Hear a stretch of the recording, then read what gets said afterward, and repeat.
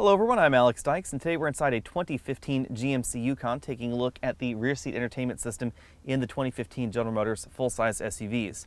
This would also include the Suburban, the Tahoe, as well as the Escalade. They're all essentially the same system in all those vehicles. We have this large screen that descends from the ceiling right here. It is a manual opening and closing screen.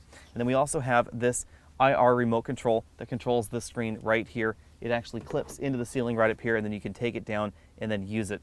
It is a very easy remote control to use. It looks kind of like a game controller. It's very easy to use on your hands. We also have IR headphones that are standard in this system. This is what they look like right here, and the IR display is right up here. That's why you can see these little LEDs right here in the video. You can't really see them too much in person. The video does pick up the IR just a little bit more. The optical disc player for the rear seat entertainment system is actually the same optical disc player that the front entertainment system uses. So you can see right there, the video is playing on that navigation display right there in the center console as well.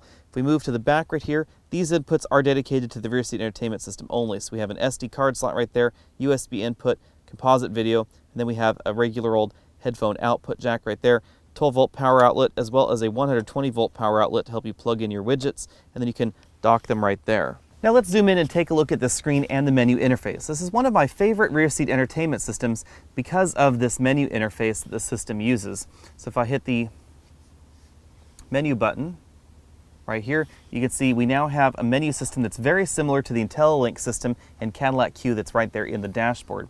So if we click enter to go to the top menu, that's the top menu for this system right here for the DVD that's playing right here. We can also click the media button. You can see we have several different icons to change our media. We can just keep hitting media and we can cycle through, or we can use this button to navigate around. We do have an SD card slot, that DVD player on the dashboard, USB input. Now via this system you do have complete access to your iPod or your USB device just like you would up front, and the menu system is very similar. This is very similar to what BMW is doing in their latest vehicles with their iDrive in the back seat. It's basically the same software interface, which should be very familiar to everybody that has used the front system. If we click the menu button again, then we go back to the media eventually right there, and we can choose the auxiliary input. We also have a photo viewer, and you can play various media files from an SD card slot. You can also click the radio button, and we do have access to XM, AM, and FM satellite radio separately from the front unit.